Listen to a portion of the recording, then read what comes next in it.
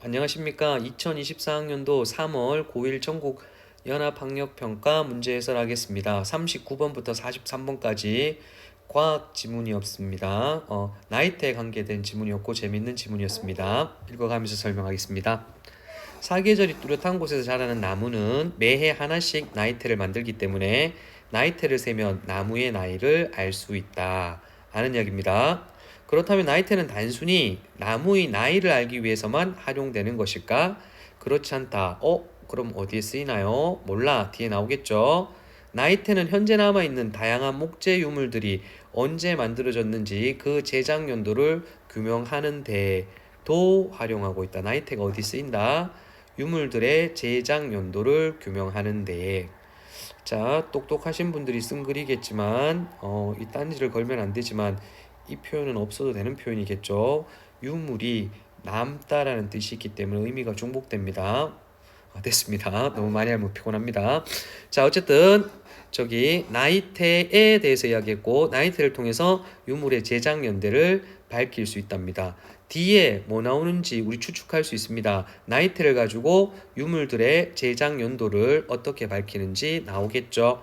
자, 찾을 준비를 하시면 됩니다. 나무의 나이테는 심재와 변재로 구분된다. 분류죠. 자, 그 다음에 심재 찾을 준비하고 변재 찾을 준비하셔야 되겠죠. 심재는 나무의 성장 초기에 형성된 안쪽 부분으로 생장이 거의 멈추면서 진액이 내부에 갇혀 색깔이 어둡게 변한 부분이다. 변재는 심재의 끝부터 껍질인 수피까지 바깥 부분으로 물과 영양분을 공급하는 생장세포가 활성화되어 있어 밝은 색상을 띠는 부분이다. 나무의 나이는 심재와 변재의 나이테 수를 합한 것이다. 여러분 보세요. 나무 이렇게 단면 보면 안쪽에 있는 게 심재고 바깥쪽에 있는 게 변재겠죠. 자, 그리고 여기는 어둡고 여기는 밝다고 그랬습니다. 그렇죠? 자, 왜 어둡습니까? 진액이 있어서 어둡다고 그랬고요. 그 다음에 또 얘는요. 생장이 멈췄다고 그랬습니다. 변재는 껍데기까지고 그 다음에 생장세포가 활성화되어 있다고 그랬습니다. 그죠? 예, 그리고 얘랑 그러니까 심재와 변재를 합한 게 나무의 나이입니다. 자, 요런 거 같은 경우는 설명하는 이유가 뒤에 써먹기 때문에 설명을 하는 겁니다. 그래서 정확하게 내 걸로 만든 다음에 그 뒤로 넘어가실 필요가 있어요. 자, 그 다음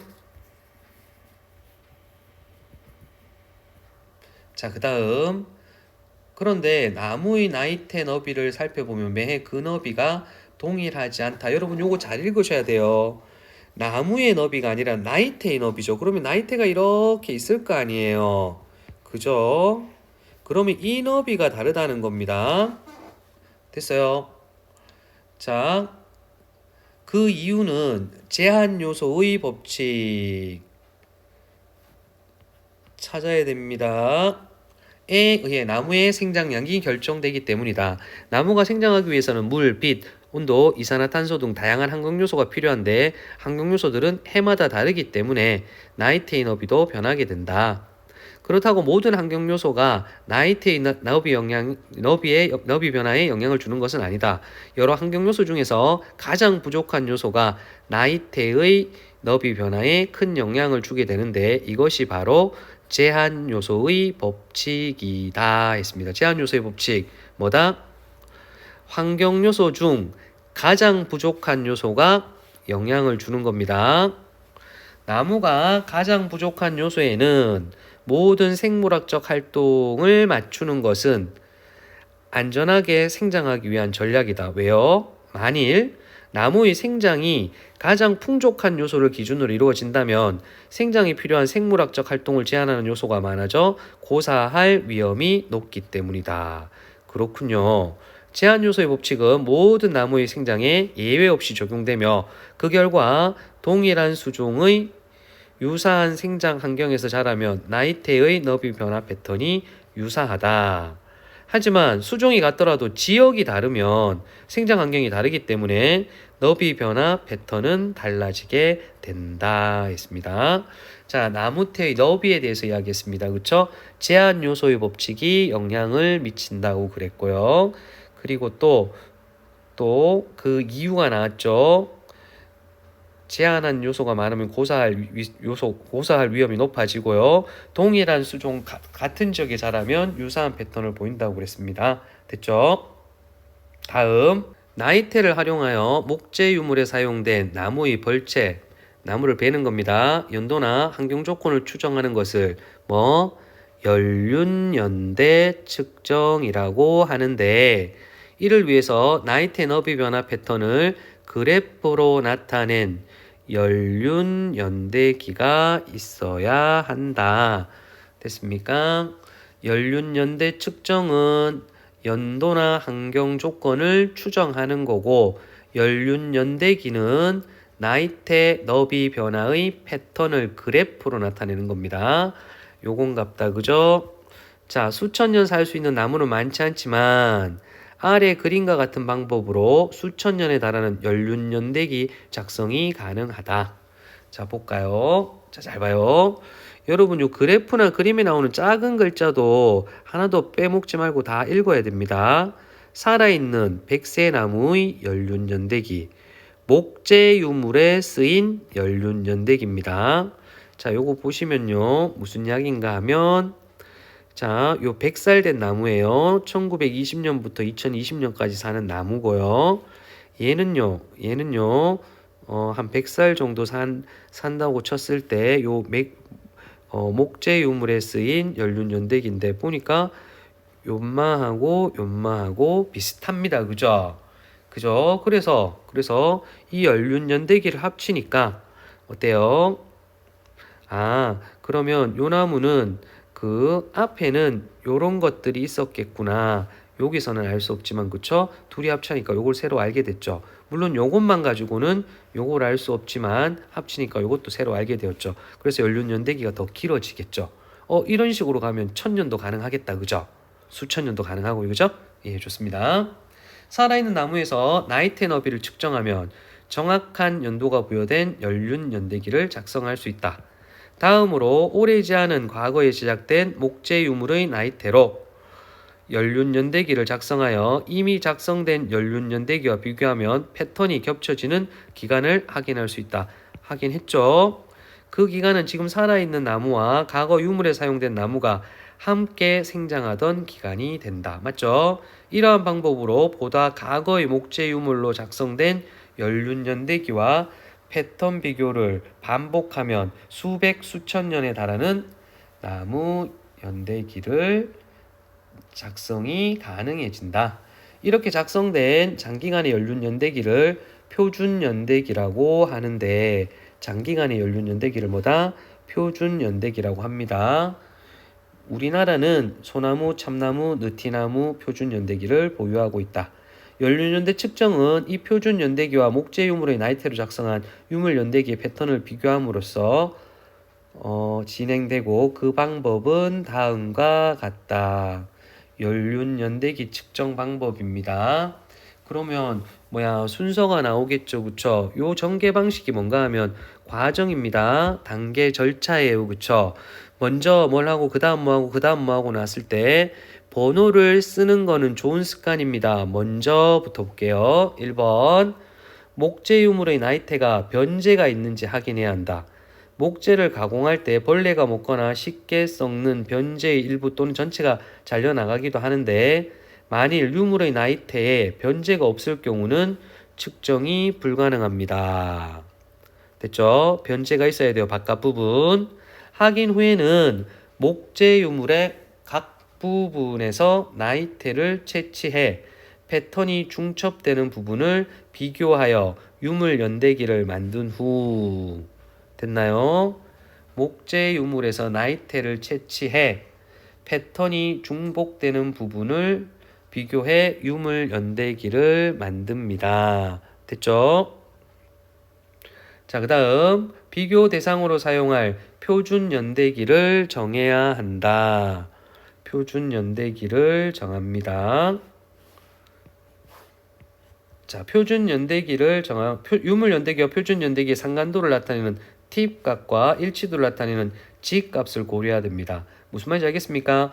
유물 연대기를 만들었으면 얘랑 합쳐가지고 연륜연대기를 만들어야 될 거 아니에요, 그쵸? 근데 이 연륜연대기를 만들려면 얘하고 서로 관계가 있어야 되겠죠, 그쵸? 그때 사용하는 값이 t 값이고 g 값입니다.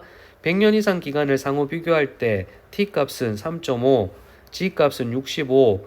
자, 요거는 구체적으로 안 나왔고 그냥 3.5, 65% 정도만 알면 됩니다, 그죠? 유의성이 있는 것으로 간주합니다. 됐죠? 세 단계입니다. 첫 번째는 변제 확인, 두 번째는 유물의 패턴, 세 번째는 표준 연대기 결정. 좋습니다. 자, 표준 연대기를 정한 후에는 유물 연대기와 표준 연대기의 패턴을 비교하여 중첩되는 부분의 시작 나이테 연도부터 마지막 나이테 연도를 확정하여 절대 연도를 부여한다 했습니다. 절대 연도 부여 네 번째겠죠, 그죠? 중첩되는 부분을 활용해서 시작 연도와 끝 연도를 찾으면 됩니다. 유물의 나이테가 변제를 완전히 갖추고 있을 경우에는 마지막 나이테의 절대 연도가 벌채 연도가 됩니다. 됐죠? 하지만 바깥 나이테가 일부 잘려나갔다면 마지막 나이테의 절대 연도에 잘려나간 변제 나이테 수를 더한 값이 벌채 연도가 되는데 이때는 수령별 평균 변제 나이테 수를 참고한다. 자, 비슷한 수령의 나무가 갖는 평균 변제 나이테 수에서 유물에 남아있는 변제 나이테 수를 빼 나무가 가공할 때 잘라낸 변제 나이테 수를 정한다 했는데요, 여러분. 자, 잘려 나갔을 때 하는 방법이에요, 그죠? 다섯 번째인데 어떻게 한다? 자, 해볼까요? 저희 봐봐요. 이 부분 어렵죠? 어려운 거는 반드시 묻습니다. 자, 수령별 평균 변제 나이테를 참고한다고 그랬어요. 비슷한 수령의 나무가 갖는 평균 변제 나이테 수에서 유물에 남아있는 변제 나이테 수를 빼면 어떻게 되나요? 예? 원래 있어야 될 거에서 그죠? 있는 것만 빼버리니까 잘려 나간 수가 되겠죠. 무슨 말인지 알겠어요? 예를 들어서 봐요. 일반적인 나무가 10개가 있는데 그죠? 유물에는 7개밖에 없다 칩시다. 그럼 어떻게 한다? 이 10개에서 남아있는 변제를 빼면 뭡니까? 3개죠. 즉 유물에서 3개가 잘려 나갔다는 이야기입니다. 됐죠? 그리고 이를 마지막 나이테의 절대 연도에 더해 벌채 연도를 확정할 수 있다 했습니다. 그렇죠? 자, 보시면 마지막 나이테의 절대 연도를 더한다고 그랬는데 절대 연도가 뭐였나요? 절대 연도를 보시면 자, 어디 볼까요? 중첩되는 부분의 시작 나이테 연도부터 마지막 나이테 연도겠죠. 그렇죠? 그러면 중첩되는 부분이 7까지만 중첩될 거 아니에요. 예를 들어 1900년이다 이러면 몇 년이다? 1903년이겠죠. 그쵸? 이해했어요? 무슨 말인지? 얘는요. 얘가 7이니까 중첩되는 부분이 7일 거 아니에요. 얘는요. 1903년까지 가 있겠죠. 그쵸? 근데 얘는 1900밖에 없어요. 근데 요거를 일반적으로 잘라냈을 때 3이 있기 때문에 1903년이 돼서 정확해지는 거죠. 그죠? 됐습니다. 그 다음 벌채 한호 가공할 때까지 건조하는 일반적인 기간인 1, 2년을 더해. 됐죠? 유물 연도를 추정한다 했습니다. 그죠? 자, 이런 것들은 말로 해보면 좋습니다. 자, 다시 한번 볼게요. 이 부분만 볼게요. 제일 먼저 1단계에서는 뭐 해야 된다? 변제를 확인해야 됩니다. 변제가 없으면 추정 불가능합니다. 그 다음에 2번은 유물의 나이테 패턴을 구합니다. 3번은 표준 연대기를 정해야 돼요. 그쵸? 근데 요거는 조건이 있어요. T값과 G값 뭔지는 모르겠지만 3.5, 65 이상이어야 돼요. 자, 그리고 나서 유물 연대기와 표준 연대기를 비교해서 시작과 끝, 즉 절대 연도를 구합니다. 맞죠? 절대 연도 끝이 벌채 연도가 된다고 그랬어요. 근데 유물이 잘려 나갔을 수 있죠. 그죠? 그러면 잘린 부분은 어떻게 한다? 잘린 부분은 여기 보시면 비슷한 수령의 나무하고 비교해서 그쵸? 비슷한 수령에서 유물에 남아있는 수만큼 뺀 다음에 중첩된 부분에 마지막 해의 고값을 더하면 된다고 그랬습니다. 자, 그리고 거기에서 1, 2년을 더하면 유물 제작 연도가 됩니다. 했습니다. 자, 우리 나이테에 대해서는 잘 알고 있었지만 나이테를 요런 용도로 활용한다는 거는 우리 새롭게 알게 된 사실일 것 같습니다. 문제 한번 풀어보겠습니다. 자, 자문자답 방식으로 화제를 제시하고 있다. 있나요? 예, 첫째 단락에 나왔죠. 나이테는 단순히 나무의 나이를 알기 위해서만 활용되는 것일까? 그렇지 않다 있었습니다. 대상의 특성과 관련된 개념 했습니다. 그렇죠? 뭐 제한 요소의 법칙, 그다음에 뭐 연륜연대 측정 이런 것들이 있었고요. 나누어 설명했습니다. 심재와 변재였습니다. 어려운 개념을 친숙한 대상이 빗대어 뭐 이거는 유추 정도 되겠는데요. 없었어요. 답이에요. 반대 상황을 가정하여 꼼꼼하게 안 읽으면 5번 체크할 수도 있을 것 같은데요. 어디 있었나요? 제한 요소의 법칙이 가장 부족한 요소로 결정되는데 그렇지 않다면 고사할 위험이 높아진다고 그랬습니다. 있었습니다. 답은 4번. 좋습니다. 40번 문제. 심재는 생장이 거의 멈춘 나이테로 수피에 인접해 있다 했는데 심재는 성장이 거의 멈춘 건 맞고요. 수피에 인접한 건 변제죠. 자, 변제는 생장세포에 있는 진액 아니에요. 진액이 있으면 어두운 색상이겠죠. 그래서 생장세포 때문에 밝은 색상이지 진액이 아니에요. 진액은 심재예요. 자, 그 다음 나무의 수령은 변제 나이테의 개수로 파악한다. 아니에요. 둘을 합쳐야 돼요. 나이테의 너비는 풍족한 환경 요소로 결정된다. 아니에요. 제한 요소로 결정돼요. 답은 5번입니다. 심재만 있으면 불가능하다고 그랬습니다. 그죠? 자, 좋습니다. 그 다음 41번 기억에 대한 설명. 기억이 어디 있었나요? 연륜연대기입니다.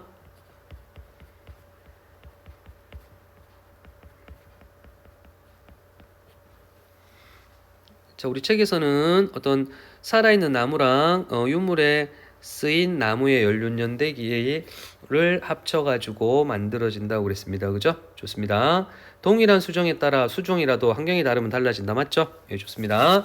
패턴 비교를 하면 장기간의 연대기 작성이 가능하다. 그렇죠? 나이테의 너비가 일정하면 패턴 분석의 대상이 될 수 없다. 조심. 나이테의 너비가 일정할 수도 있죠. 왜요? 환경이 비슷하면요. 그죠? 근데 일정하지 않을 가능성이 크다고 그랬습니다. 제한 요소 법칙에 따라 나무가 생장한 결과를 보여준다. 오케이. 새 종류 뭐 있었나요? 나무 이름 참나무 뭐였더라? 참나무, 소나무, 느티나무입니다. 오케이. 됐죠? 좋아.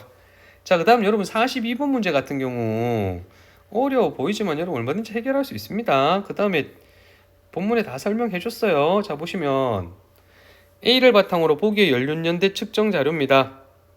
자, 볼게요.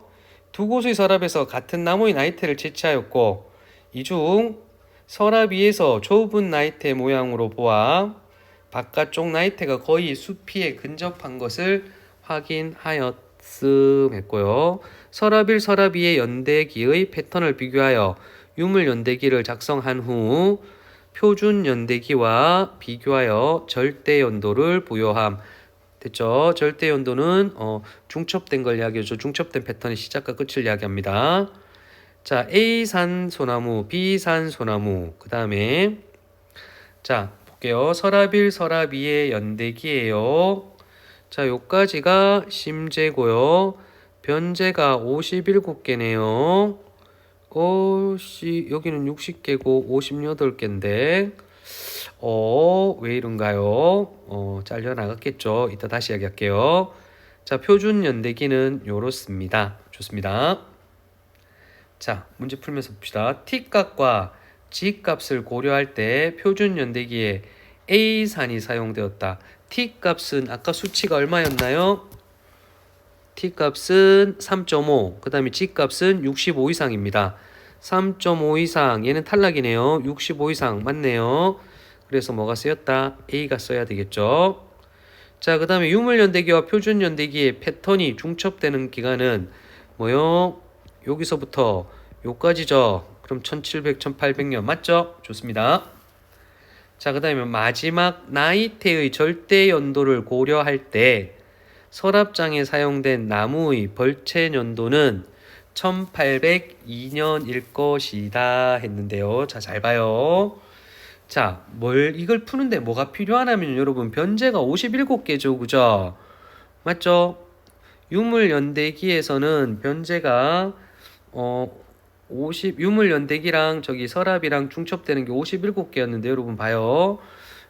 우리 A산 나무를 봐야 되겠죠. 그쵸? 그 다음에 100년이었죠. 그죠? 100년이었으면 여기 보시면 60개잖아요. 그죠? 근데 변제가 지금 57개밖에 없죠. 그럼 뭐다? 60에서 뭐를 57개를 빼서 3을 구하죠. 왜 구하니? 요거는 잘려나간 변제에 있는 나이테의 수입니다. 그래서 1800에다가 3을 더하면 1802년이 아니라 1803년이 되겠죠. 얘가 답입니다. 틀렸어요. 그냥 단순하게 1800에 1, 2년 더하지 뭐 이거 아니에요. 자, 그 다음 비슷한 수령의 소나무가 갖는 평균 변제 나이테 수를 참고하면 가공할 때 잘려나간 변제 나이테 수는 3개일 것이다. 맞죠? 예. 똑같은 문제죠. 그쵸? 빼줘야 됩니다. 그래서 60에서 57을 빼줘야 됩니다.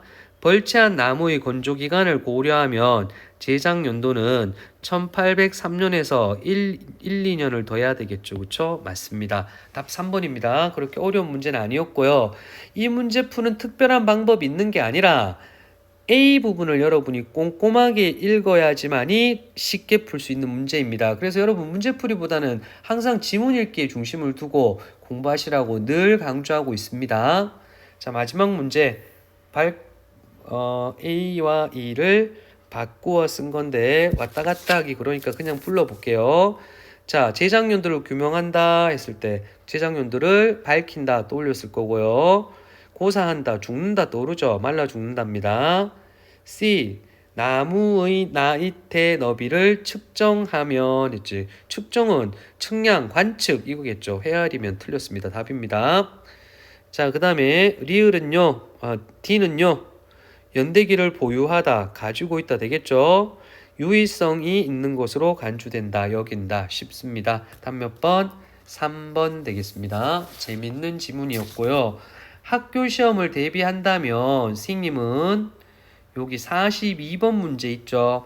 이거를 수치를 바꿔서 출제할 것 같습니다. 그리고 저기 동그라미 3번을 맞게 하고 다른 걸 틀리게 해서 출제할 것 같아요. 그래서 학교 시험 대비하는 학생들은 42번 문제를 아주 꼼꼼하게 보실 필요가 있을 것 같습니다. 예, 감사합니다.